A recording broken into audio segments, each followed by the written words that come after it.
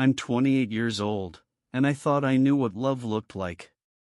For years of building something together, of sharing morning coffee and late-night conversations, of becoming a family with her 6-year-old son who calls me by my first name but looks at me like I might be something more permanent.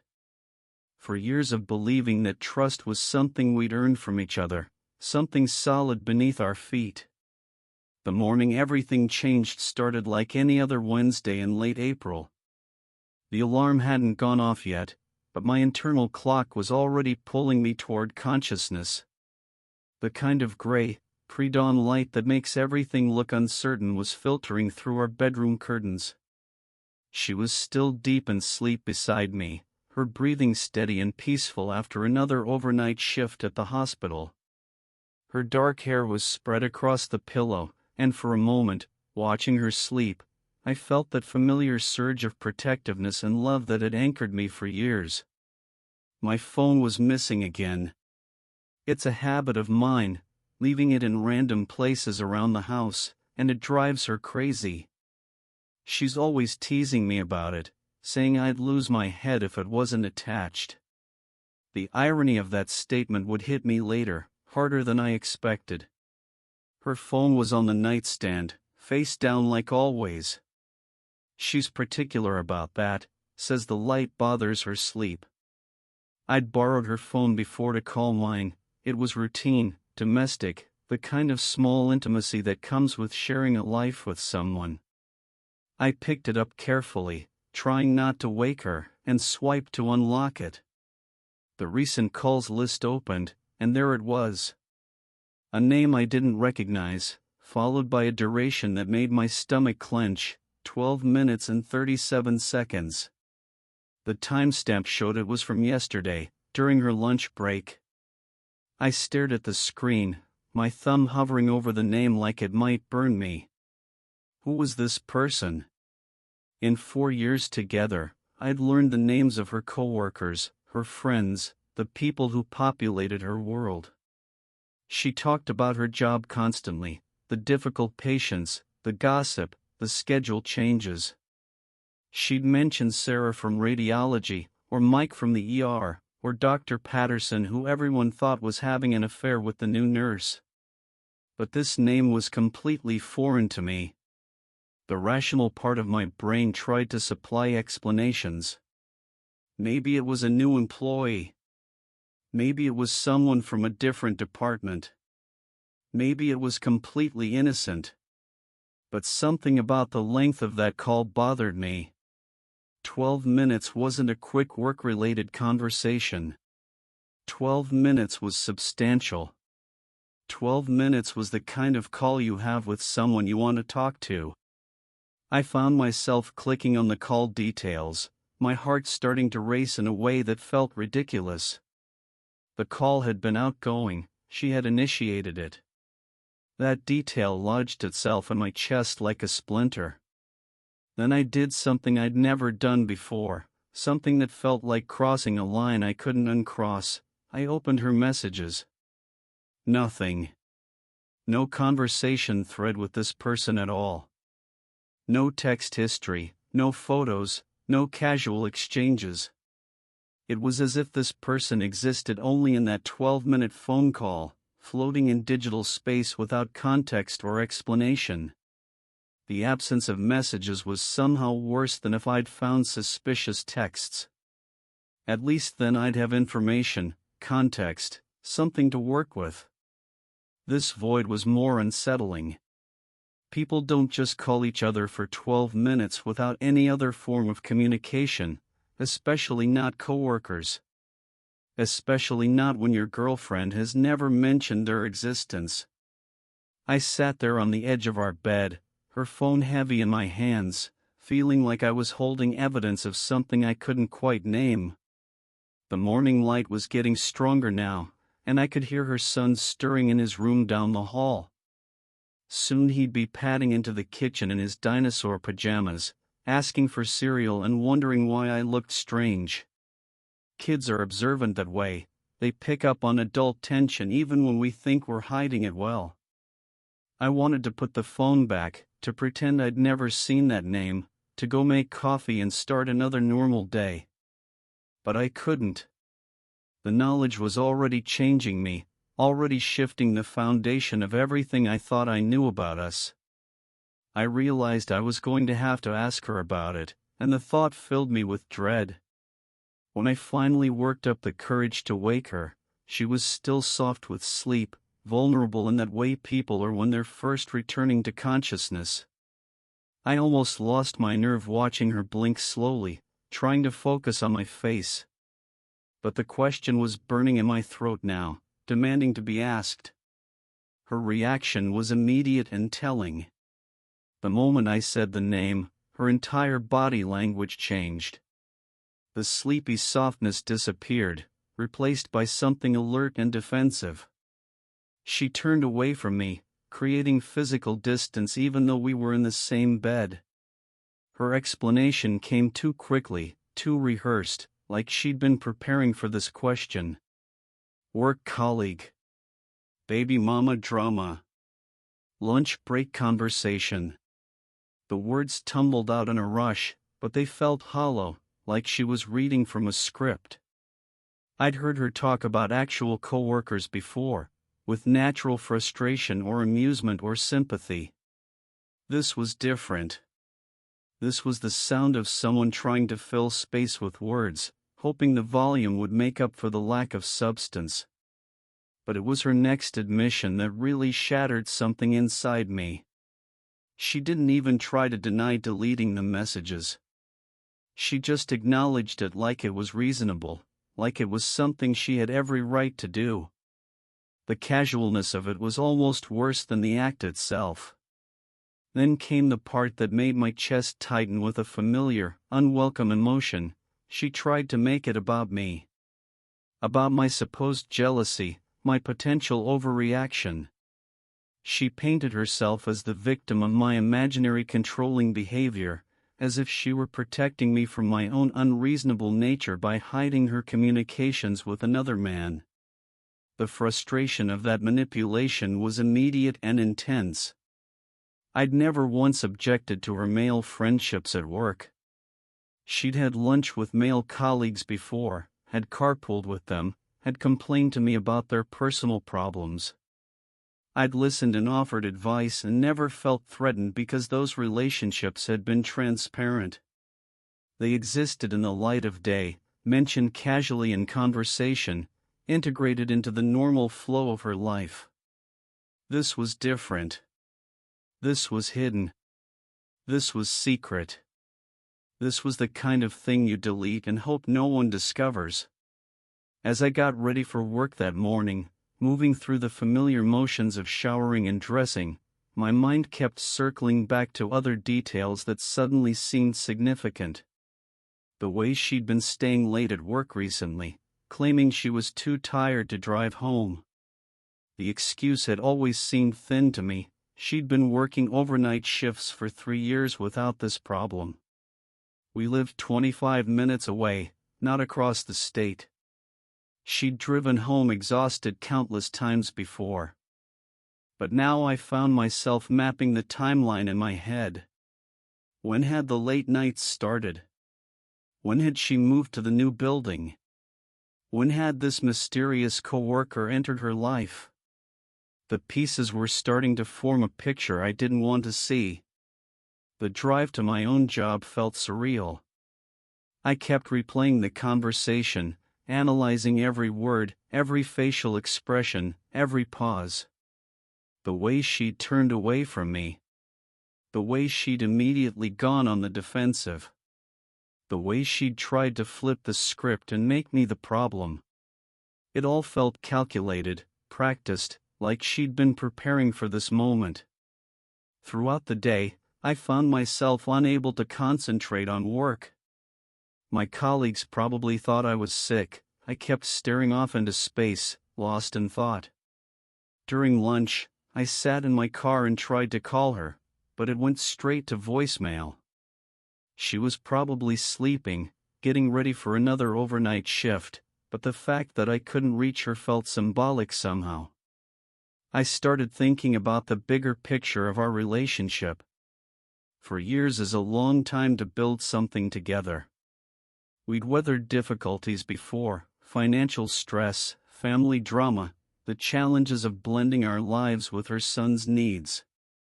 I'd grown to love that kid like he was my own, had attended his school events, helped with homework, taught him to ride a bike. The thought of losing that connection, of becoming another man who'd entered and exited his life, was almost unbearable.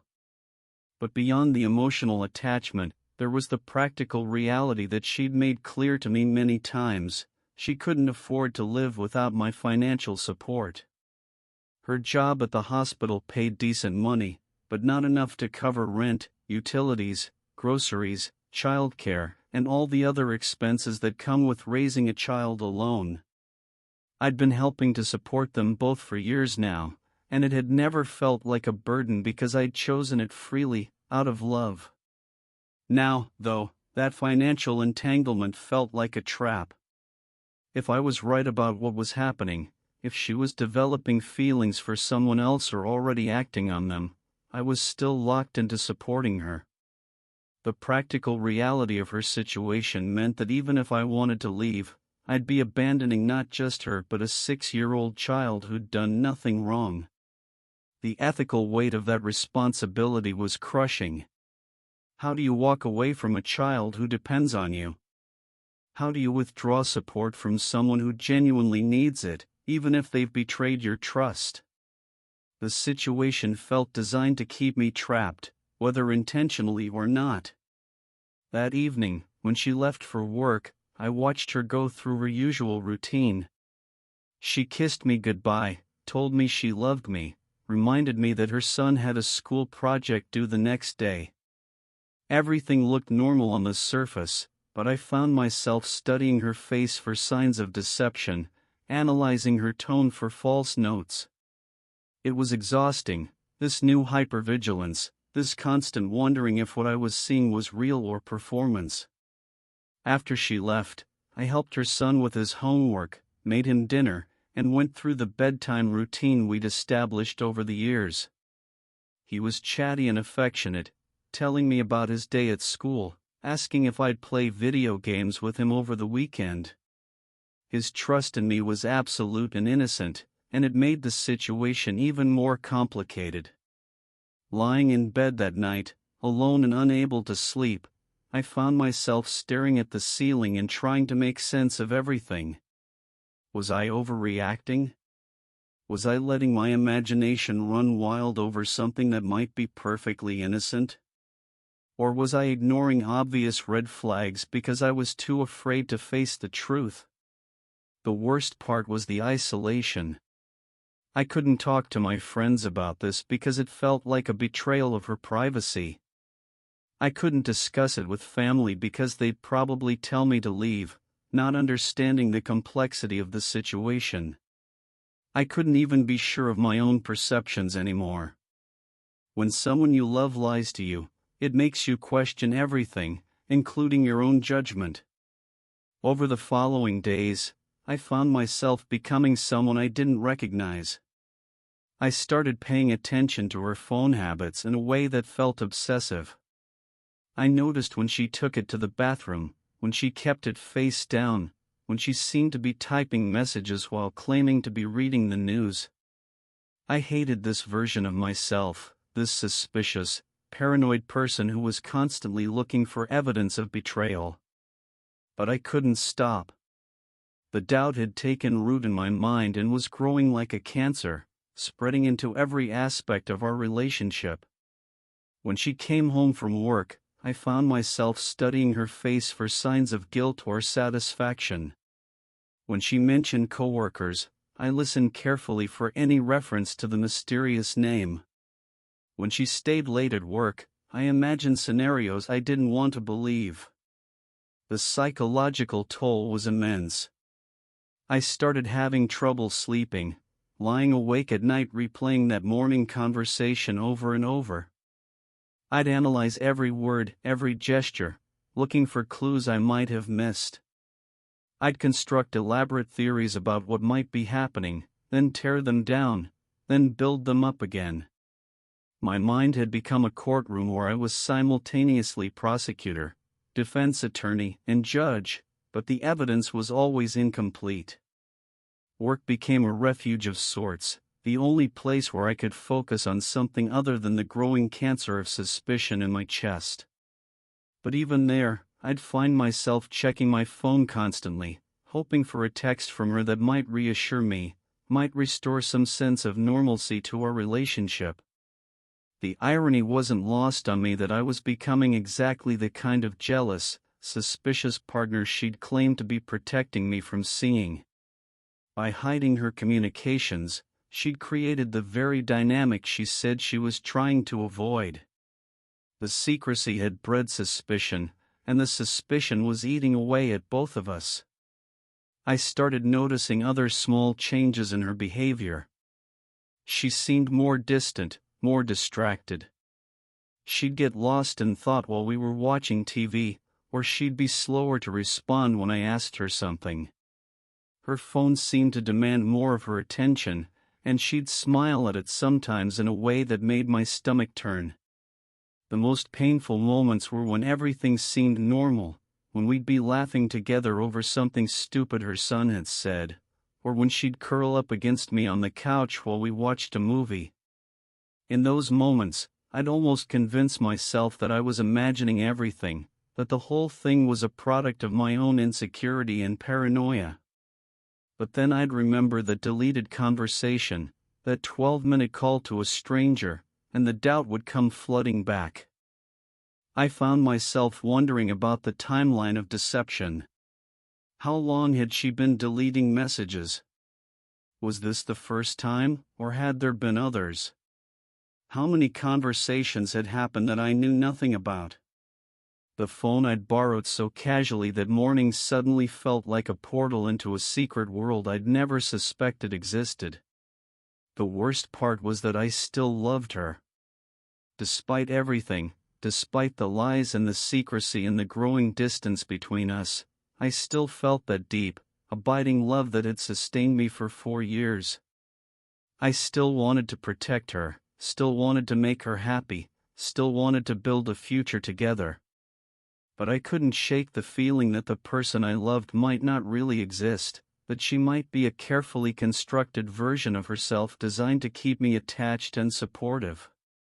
Late at night, when she was at work and her son was asleep, I'd sit in our living room surrounded by the life we'd built together, photos on the walls, shared furniture, his artwork on the refrigerator, and try to figure out what was real. How much of our relationship was genuine connection, and how much was convenience? How much was love, and how much was economic necessity? The questions consumed me, but I couldn't bring myself to take decisive action.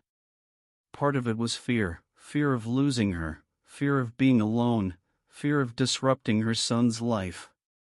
But part of it was also hope, the stubborn belief that maybe I was wrong, maybe there was an innocent explanation, maybe we could work through this if I just gave it time. Meanwhile, the secret grew heavier every day. I carried it with me everywhere, this knowledge that something was fundamentally wrong with the foundation of our relationship. It colored every interaction, every conversation, every moment of intimacy. I felt like I was living with a stranger wearing the face of someone I loved. The psychological impact was starting to show in other areas of my life. I was more irritable at work, less patient with friends, more prone to getting lost in my own thoughts. I'd catch myself staring into space, replaying that morning conversation for the 100th time, wondering what I should have said differently, what I should have asked, what I should have done. But perhaps the most devastating part was the realization that I might never get the truth. She'd already lied to me once, already shown that she was capable of deception when it suited her purposes. Even if I confronted her again, even if I demanded answers, how could I trust anything she told me? The foundation of trust had been cracked, and I wasn't sure it could be repaired. As the days turned into weeks, I found myself trapped in a kind of limbo. I couldn't move forward with full trust, but I couldn't bring myself to end the relationship either. I was suspended between love and doubt, between hope and despair, between the life I thought I had and the uncertainty of what might be true. The weight of that uncertainty was crushing.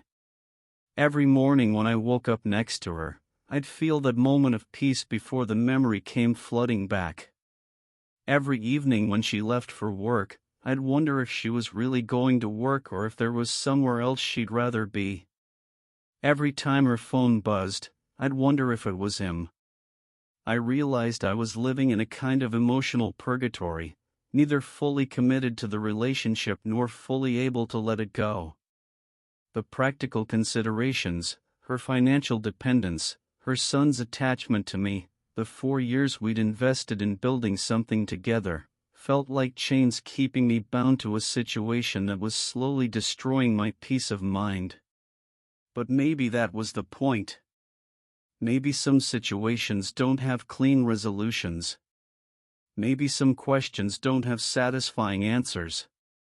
Maybe sometimes you have to live with uncertainty, with incomplete information, with the knowledge that the person you love might be capable of deceiving you.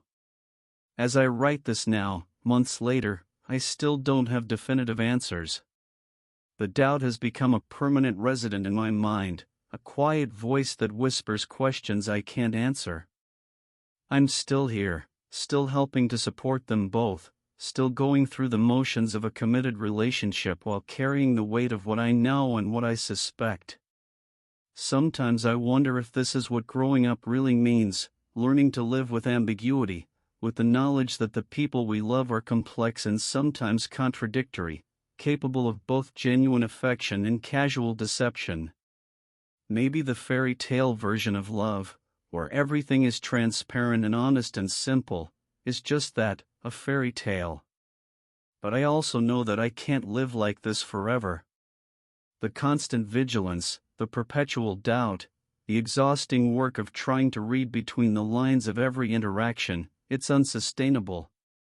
Something has to change, even if I don't know what that change will look like.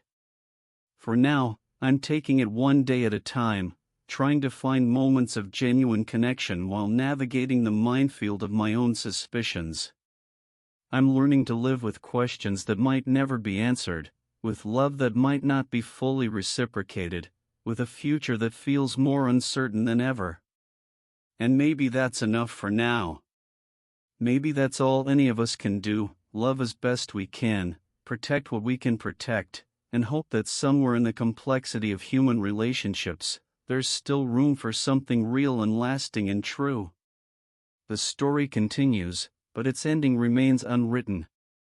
And perhaps that's the most honest thing I can say about it all.